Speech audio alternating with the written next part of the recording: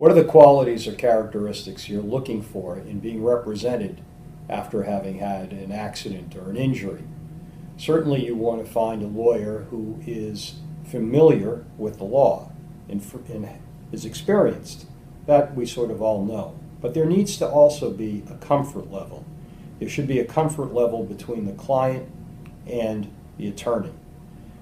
You're going to work together, and you work together perhaps certainly well more than a year in some cases.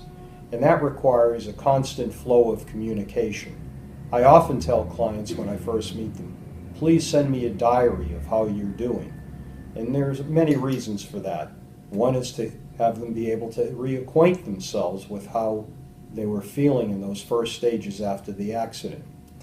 Certainly that's important to be able to refresh one's recollection before having had a deposition or something of that nature.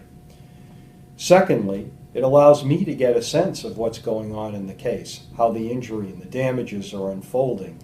Because after all, this, assuming there's liability, is why we're here. We're here to get somebody to be made whole, to have their damages be compensated, which is thoroughly provided for in the law of this state and in the tort law of the other 49 states.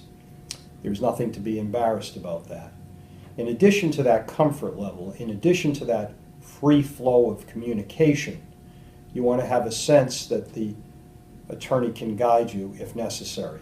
I don't mean guiding for medical treatment, because really that should be between the patient and the doctor. That is, the client and the doctor.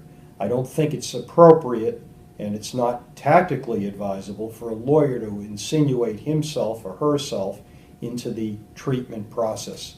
I always tell clients, I'll play the cards I'm dealt with. I don't want to be behind the scenes orchestrating any kind of treatment. That's not ethical, and again, I'm trying to say it's not tactically advisable. But when I say guidance, there are certain decisions, not pertaining to medical treatment, where a client needs information and needs to know the consequences of certain actions and has a right to ask those questions and has a right to have them answered.